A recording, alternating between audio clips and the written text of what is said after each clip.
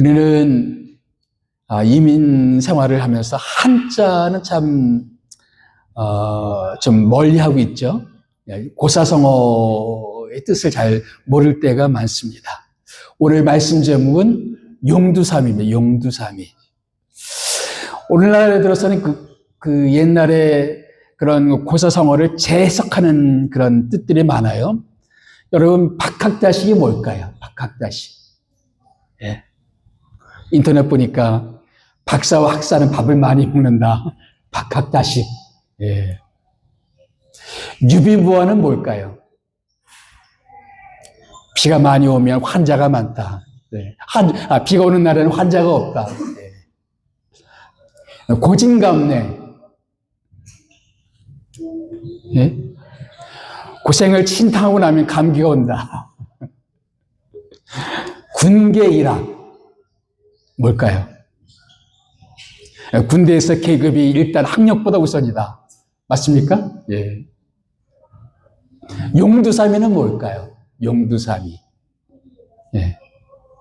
부잣집 아들이 용돈을 두둑히 받아서 사치품을 미친 듯이 사들인다. 용두삼이라고 그랬습니다.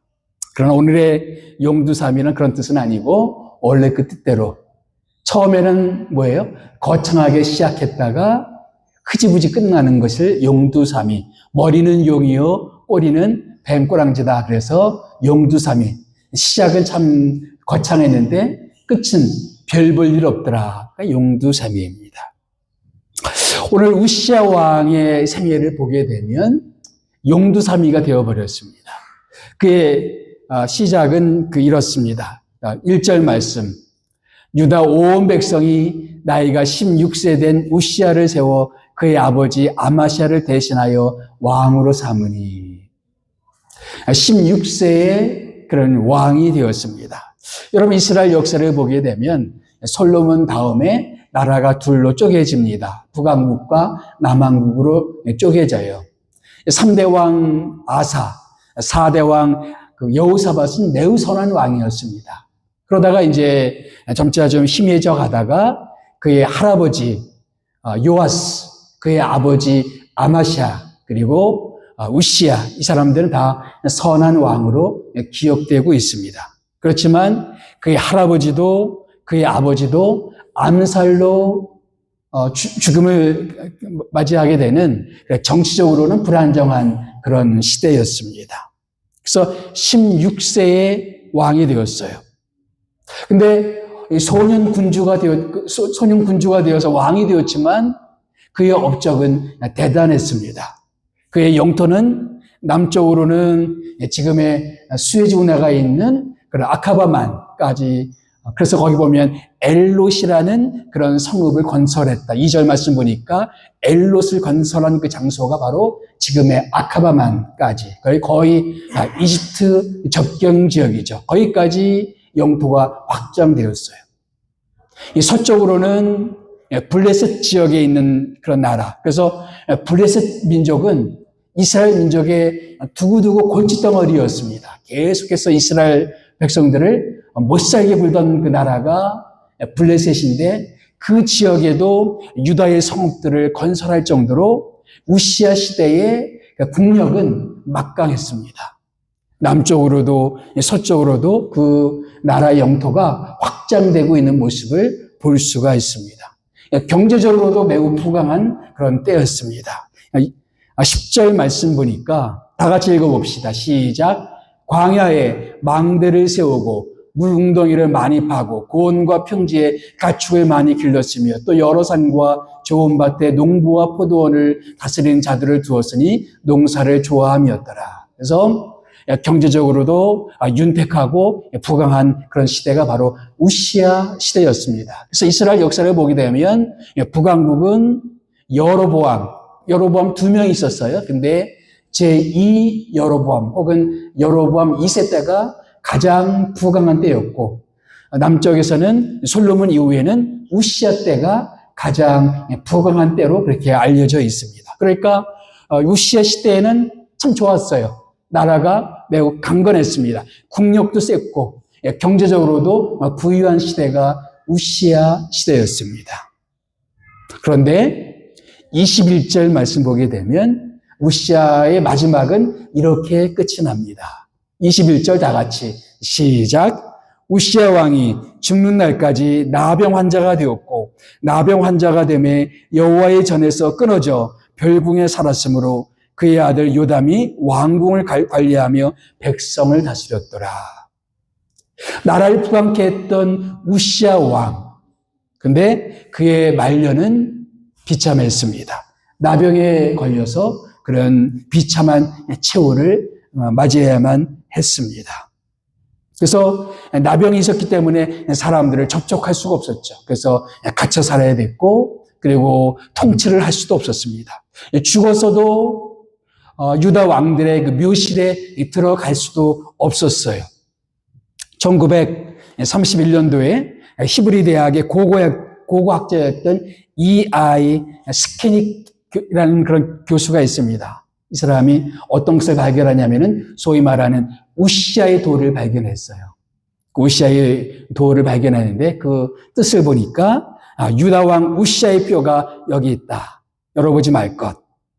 나병 환자였기 때문에 죽어서라도 그런 접촉하면 안 된다. 그래서 열어보지 말 것이라는 그런 경고문이 쓰여져 있던 우시아의 돌을 발견을 했습니다. 그래서 남왕국 왕 중에서 가장 강력했던 왕. 그래서 군사력과 경제 부흥을 가져왔던 우시아. 근데 그의 최후는 비참했습니다. 용두사미입니다. 용두사미. 사실 그뿐만 아니라 그의 할아버지 때도 또 그 할아버지 요아스도 그리고 그의 아버지 아마샤도 처음엔 참 좋았어요. 그런데 이 왕들도 마지막은 그렇게 별로 좋지가 않았습니다. 할아버지도 용두삼이었고 아버지도 용두삼이었습니다. 또 3대왕 아사 왕도 매우 선한 왕이었고 여호사밧 왕도 매우 선한 왕이었어요. 근데 마지막은 다 용두삼이었습니다. 이렇게 고대 유다 왕들뿐만 아니라 우리 주변에서도 용두삼이 인생을 사는 이들이 꽤 많습니다. 한때는 많은 가능성을 보였던 사람들, 그래서 대단한 일을 이룰 것이라고 기대를 모았던 사람의 마지막은 별 볼 일 없는 그런 모습으로 끝나는 경우들을 우리는 많이 목격하고 또 그렇게 주변에서 바라보게 됩니다. 왜 그 우시아의 생애는 용두사미가 되어버렸을까? 오늘 말씀을 통해서 그의 인생이 용두사미가 되어버렸던 몇 가지 이유를 함께 살펴보기를 원합니다. 첫째는 그의 인생이 용두사미가 되어버린 그 그 이유는 뭐냐면은 말씀의 영향력이 사라졌기 때문입니다. 말씀의 영향력이 사라졌기 때문이다. 우시아는 몇 살에 왕이 되었다고요? 16살에 왕이 되었습니다. 다행히 그는 좋은 멘토를 만났습니다. 그래서 그 멘토 때문에 그는 정치를 잘할 수가 있었습니다. 5절 말씀 보면 다 같이 한번 읽어봅시다. 시작. 하나님의 묵시를 밝히 아는 스가랴가 사는 날에 하나님을 찾았고 그가 여호와를 찾을 동안에는 하나님이 형통하게 하셨더라. 그러니까 우시아의 형통함은 누구 때문이었다? 스가랴라는 사람이 옆에 있었기 때문에 그는 형통할 수가 있었다. 그래서 스가랴가 사는 날 동안에는 그는 형통했어요. 그런데 스가랴가 죽고 나서는 스가랴가 죽고 나서는 형통하지 못했다. 그런 뜻이 되겠죠. 여러분, 우리는 인생을 살아가면서 좋은 멘토를 만나는 것은 축복입니다. 이 성공한 사람들 주변을 보게 되면 그들 많은 경우에 주변에 좋은 멘토가 있었다, 스승이 있었다, 혹은 인생 코치가 있었다, 그런 이야기들을 많이 합니다. 좋은 영향력을 끼칠 수 있는 누군가를 내 옆에 둔다는 것만큼 큰 축복은 없습니다. 근데 보니까 어떤 사람이 우리에게 좋은 멘토일까 하는 것, 어떤 사람이 우리에게 좋은 멘토가 될 수 있을까? 여기 스가랴를 묘사하는 말이 있죠? 스가랴는 어떤 사람이라고요? 하나님의 묵시를 밝히 아는 사람, 하나님의 말씀을 잘 아는 사람, 그래서 말씀을 잘 깨닫고 말씀을 잘 가르치고 말씀을 깊이 묵상하는 사람. 우리는 인생 가운데 좋은 멘토들이 필요합니다. 우리 사업을 하는데도 멘토가 있으면 좋겠죠. 우리 가정생활, 부부생활 혹은 자녀 양육 혹은 우리 인생을 설계하는 데 있어서도 누군가가 나에게 좋은 조언을 해주고 옆에 있어주는 그런 좋은 멘토가 있다면 좋겠지요. 근데 여러분, 우리 인생 가운데 정말 필요한 인생, 이런 멘토들도 필요하겠지만 더 중요한 멘토가 있다는 거예요. 더 중요한 멘토. 어떤 멘토? 바로 영적인 멘토죠. 여러분, 기도하십시오. 정말 인생 가운데 좋은 인생의 스승을 만날 수 있도록, 영적인 그 스승을 만날 수 있도록, 혹은 영적인 그런 멘토, 코치를 만날 수 있도록, 적어도 좋은 영적인 친구를 만날 수 있도록 기도하십시오. 멘토는 꼭 뭐 목사님일 필요는 없어요. 선교사님일 필요는 없어요. 전도사님일 필요는 없어요. 내 친구도 될 수 있고 선배도 될 수 있고 아니면 후배도 될 수가 있어요. 근데 내 인생 가운데 어떤 누군가 나에게 말씀의 영향을 주고 말씀을 통해 나에게 깨우침을 주어서 내가 하나님을 잘 섬기고 신앙의 길에서 벗어나지 않도록 그런 도움을 줄 수 있는 그런 멘토가 있다면 그 이런 인생은 축복이란 말이죠. 결국 인생의 핵심은 하나님을 얼마나 가까이 하느냐 이겠죠. 내 주변에 하나님을 가까이 할 수 있도록 그렇게 영향을 주는 그런 사람들. 그런데 어느 날 우시아의 인생 속에서 이런 멘토가 사라져버린 거예요. 말씀의 영향력을 끼칠 수 있는 그런 사람, 신앙에 좋은 영향을 끼칠 수 있는 그런 사람이 사라져버린 것입니다. 우리 자신을 한번 지금 돌아봤으면 좋겠습니다. 지금 내 옆에는 누가 있는가? 내 삶에 좋은 멘토들 누가 있는가? 내가 고민할 때 내 이야기를 들어줄 수 있는 그런 멘토, 내가 고민할 때 함께 기도해 줄 수 있는 그런 멘토 혹은 그런 친구들은 누가 있는지, 없다면 기도해야 되겠죠. 이것은 비단 우시아의 문제만은 아니었습니다. 요아스 때에도 비슷한 일이 일어났어요. 요아스는 어떤 사람이었냐면은 그의 선대에 여호사밧 왕이 그 아합의 딸을 며느리로 들여왔습니다. 그 이름이 아달랴예요, 아달랴. 그 나중에 남편도 죽고 아들도 죽고 하니까 궁중에 있던 모든 왕자들을 다 죽여버립니다. 그리고 자기가 여왕이 되었어요. 유다 왕국에 처음 있었던 반란 사건이었죠. 그래서 북왕국의 아합의 딸이 남왕국의 왕이 되었어요. 그리고 모든 왕자들을 다 씨를 말려버렸습니다. 그때 유일하게 살아남은 사람이 바로 요아스였습니다. 근데 요아스를 살려준 사람이 누구냐면은 여호야다라는 제사장이었어요. 7년 동안 성전에 숨겨줍니다. 그리고 때가 되었을 때 아달랴를 몰아내고 요아스를 왕으로 세워준 사람이 바로 여호야다였어요. 이제 요아스가 왕이 되었을 때 여호야다가 좋은 멘토 역할을 했어요. 그래서 여호야다의 도움으로 그는 선한 정치를 펼칠 수가 있었어요. 그래서 역대하 말씀 보게 되면 이런 말씀이 있습니다. 역대하 24장 2절 말씀. 우리 다 같이 한번 읽어볼까요?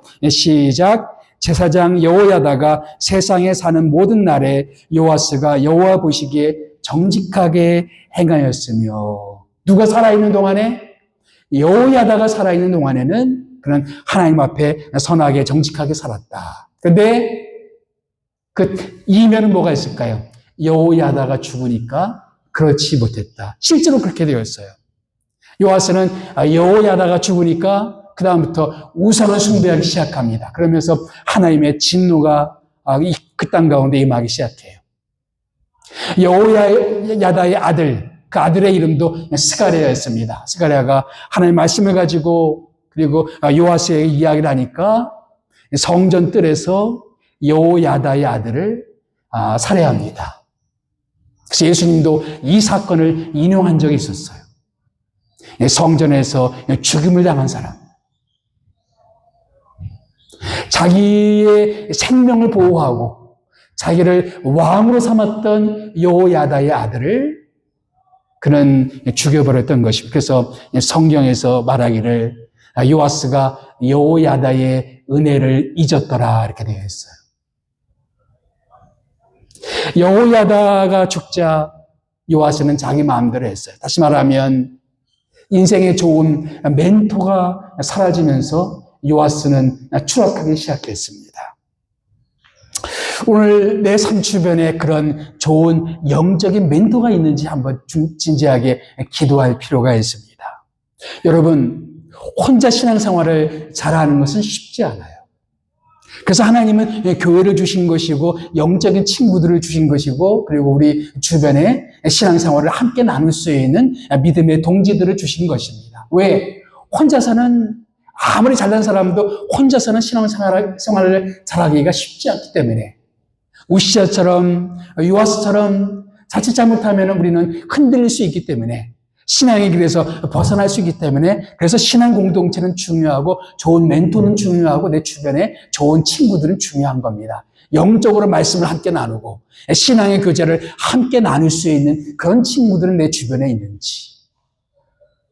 우시아가 용두사미의 인생으로 그렇게 추락할 수밖에 없었던 한 가지 이유, 말씀의 영향력이 사라졌다라는 것입니다.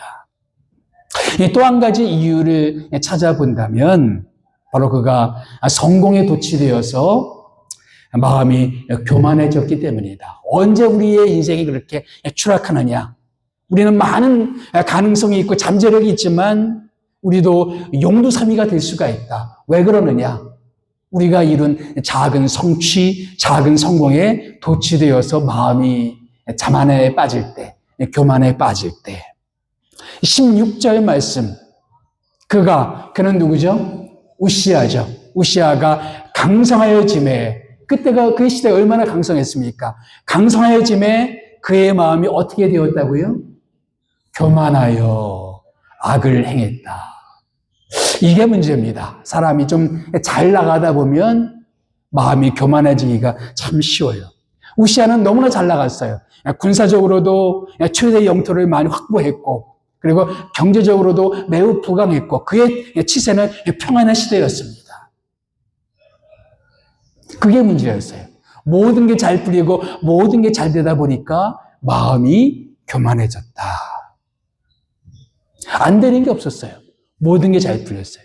여러분, 모든 게 잘 될 때 그때를 조심해야 돼요.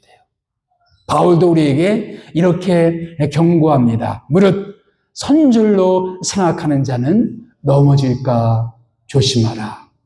섰다 하는 사람은, 자기가 섰다고 생각하는 사람은 넘어질까를 조심하라고 이야기하고 있습니다. 모든 것이 잘 되고 잘 풀리고 평안하고 그러할 때가 넘어지기가 너무 쉬운 때입니다.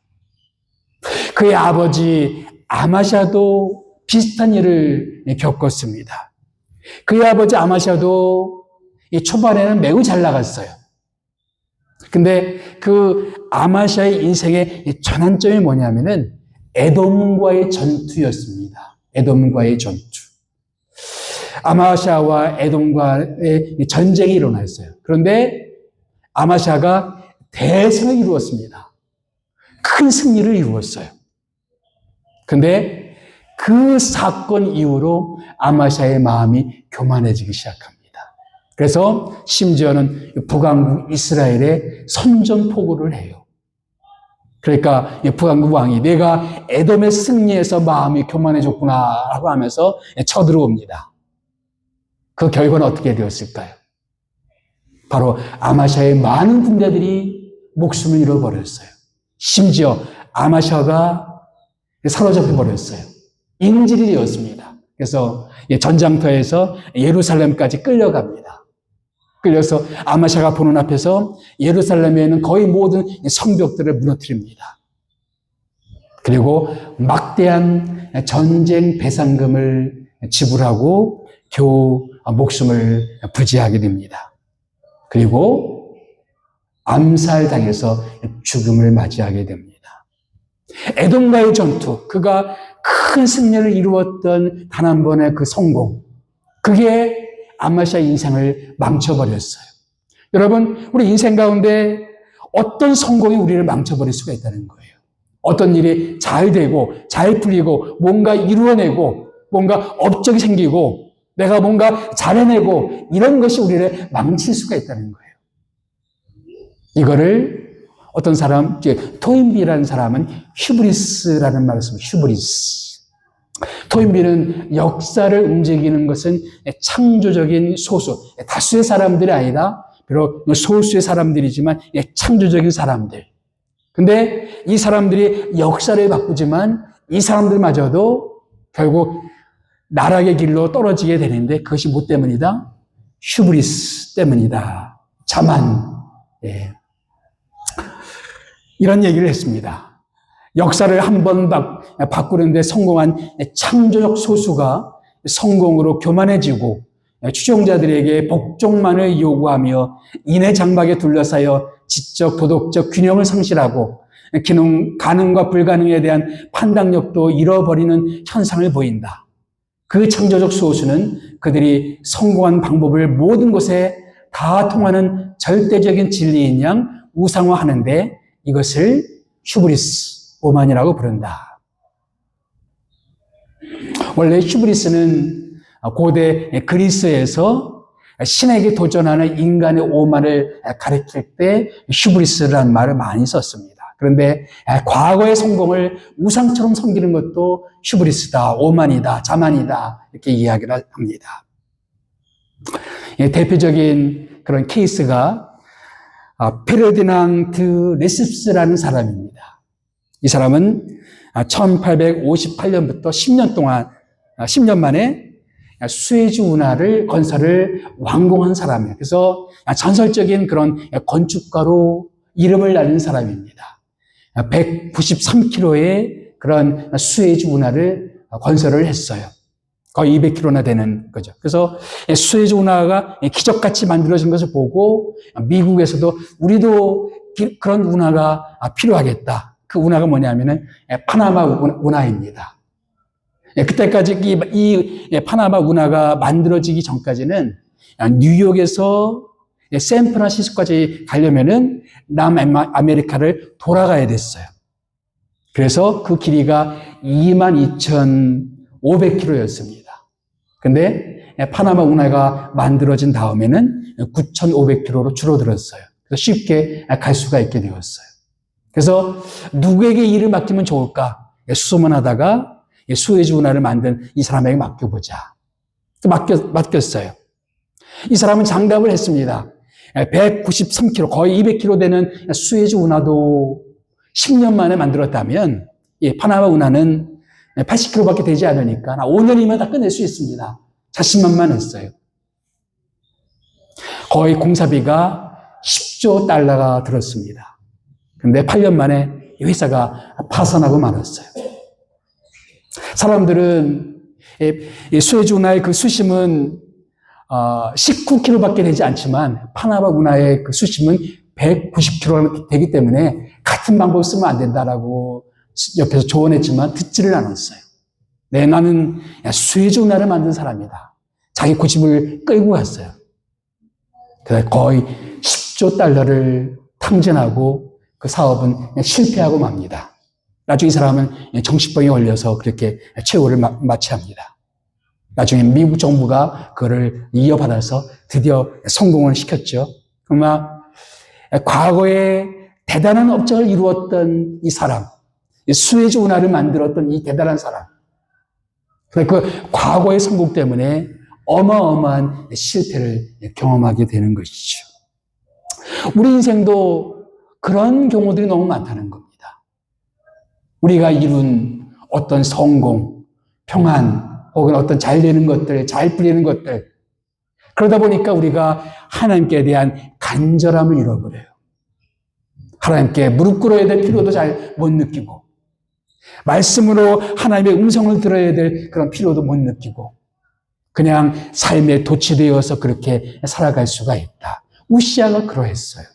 모든 게 잘 풀리니까 우시아가 강성하여짐에 그의 마음이 교만해졌다. 이것이 우리의 이야기가 되지 않았으면 좋겠어요.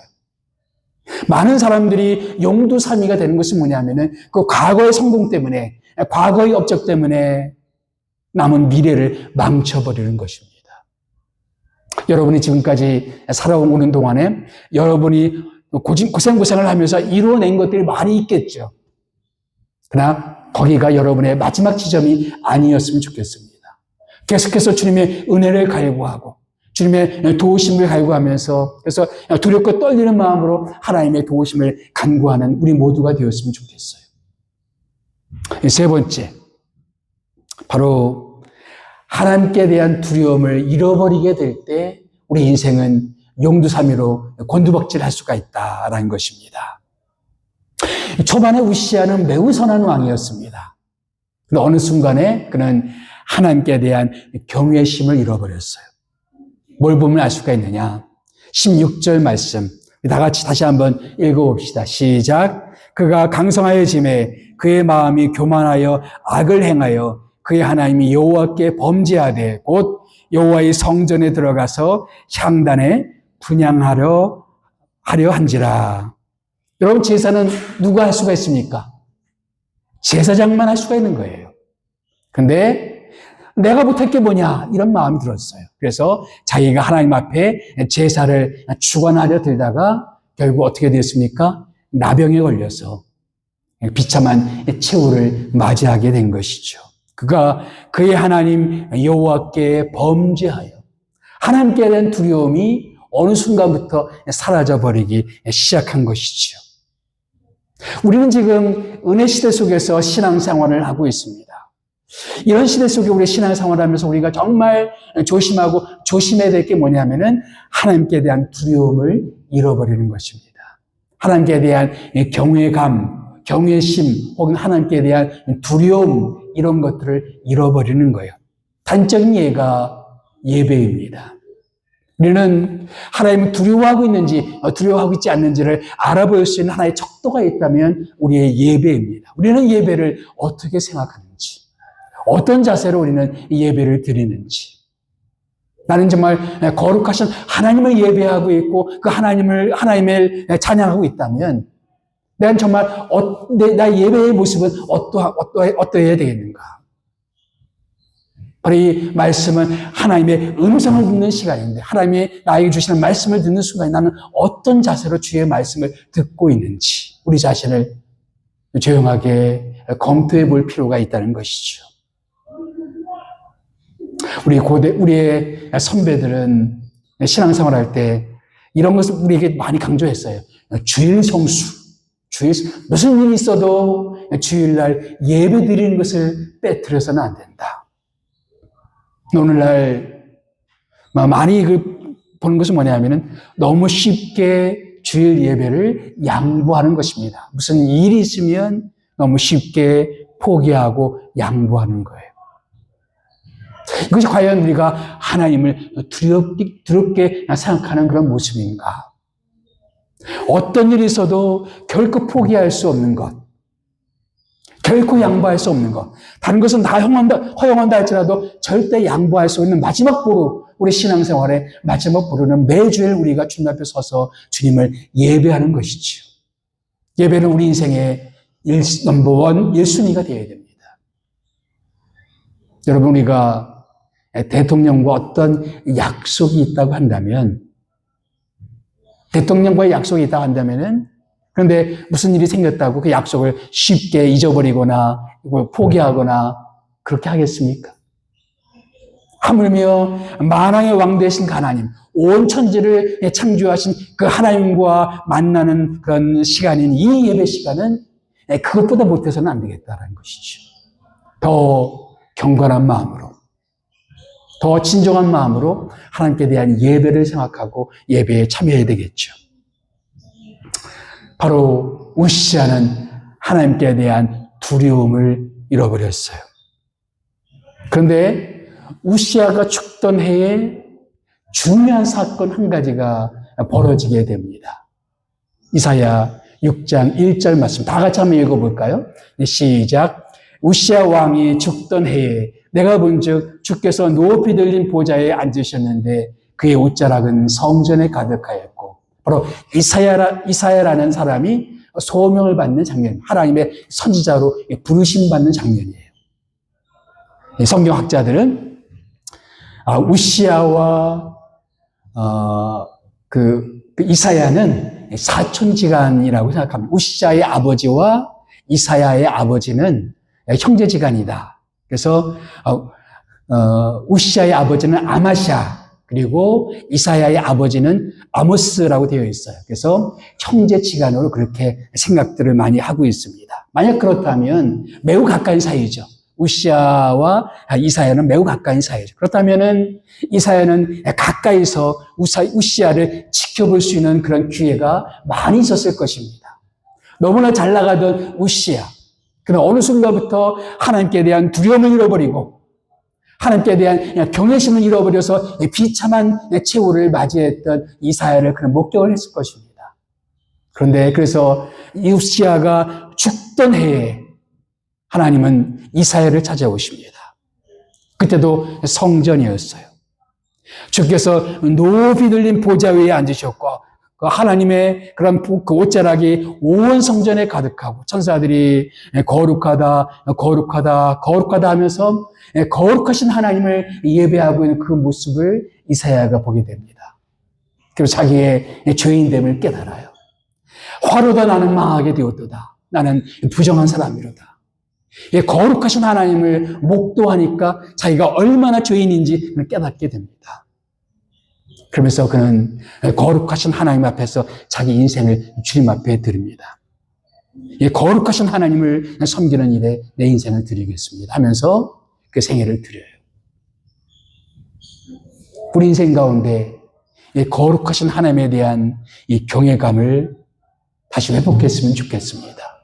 혹 우리의 마음이 주님께 대한 그 두려움을 우리가 많이 상실하고 너무 쉽게 하나님을 생각하고 있었다면 다시 한번 경외심으로 하나님을 경외하는 마음으로 하나님을 경배하고 찬양하고 예배하고 주님께 나가는 그런 사람. 그래서 우리 인생이 용두사미가 아니라 내 시작은 미약했으나 날로 번창할 수가 있다. 하나님께서 더 번창케 하신다는 그 말씀이 우리 인생 가운데 이루어졌으면 좋겠습니다. 기도하겠습니다.